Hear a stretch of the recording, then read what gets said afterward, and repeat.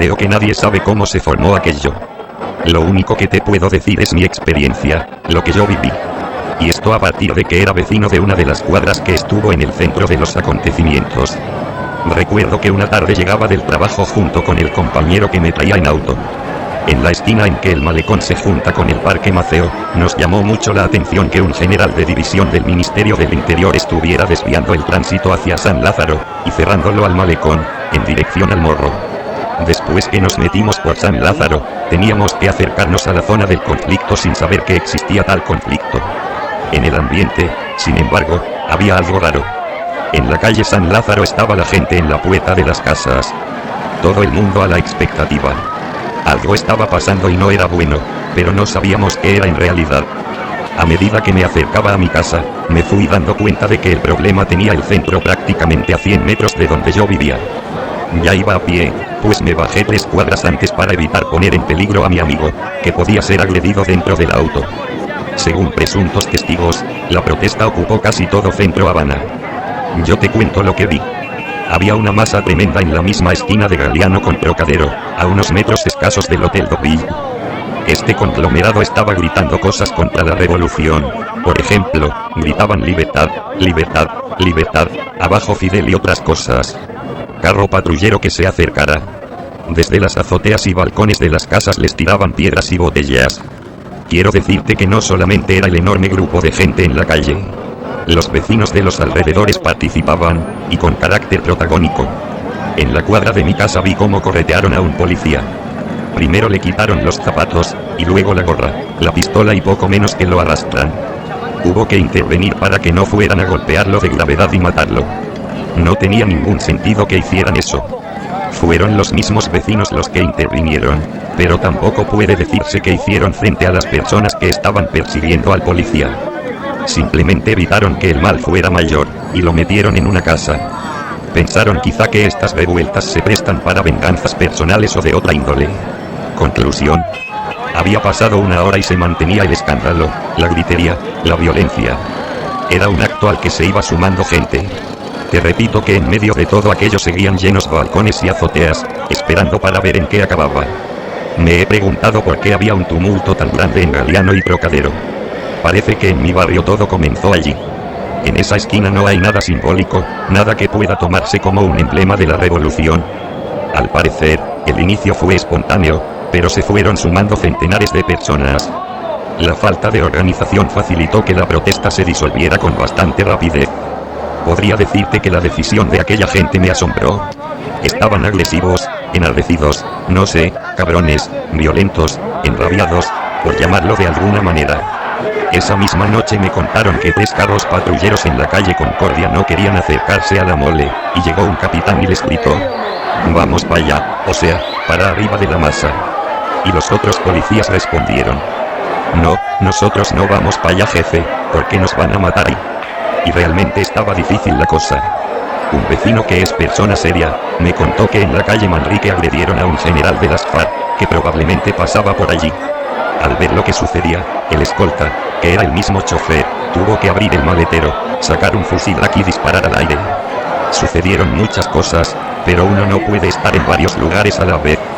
La unidad blindada de Managua recibió la orden de disponer los blindados en posición 1, motores en marcha. Las posibilidades de desplazar los tanques a la ciudad quedó condicionada a la extensión de la protesta. Tras la brutal represión de las fuerzas del orden que tuvieron que ganar edificio por edificio, sobre todo en el malecón y donde uno de los miembros del Blas Roca sufrió con toda justicia, por represor y esbirro, el impacto de un ladrillo en ojo, que perdió por cierto, el resto de la población al ver la dureza de los actos policiales corearon las consignas de la policía y del contingente. Tras el cese de la protesta se pasó a fase de supervivencia y muchos de los que gritaban y coreaban por Fidel sabían que en ello les iba la vida. Como civiles comprometidos solo con el hambre, es de reconocer que no tenían otra opción. Se intentó convencer a la ciudadanía de que quienes participaron eran vándalos, sin ley, saqueadores que fueron a romper vidrieras y robar, etc. Esa imagen no fue real. Muchos eran vecinos del barrio, obreros, individuos y mujeres, de esos que uno ve todos los días ir al trabajo y regresar, salir con sus hijos los domingos, y que uno se encuentra a cada rato en la bodega, en la cola del pan, de la leche, y al final los saludaba por la constante coincidencia. No recuerdo haber escuchado gritos propios de delincuentes. Lo que escuché fue abajo Fidel y libertad, etc. Pero eso no fue lo que la prensa cubana dio a entender, algo, además, lógico. Tú sabes cómo son las cosas en Cuba. Ellos no van a reconocer que hubo una situación tan fuerte como aquella, que nunca en décadas se produjo una protesta así. Por supuesto que algunos delincuentes se introdujeron entre la muchedumbre, pero no la determinaron, no decidieron su carácter. Después de la protesta se convocaron reuniones de núcleos de partido en el barrio.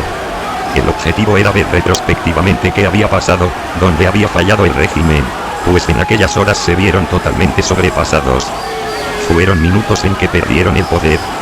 Te diré, en mi opinión, cuál fue el origen de lo sucedido, pues justamente a mí me citaron para una de esas reuniones, que tuvo como escenario un local en la calle Blanco, entre Virtudes y Ánimas.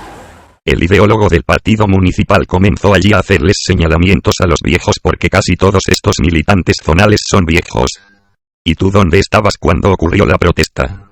¿Y tú dónde estabas? ¿Y tú? ¿Y tú? El tipo tenía a todo el mundo contra la pared.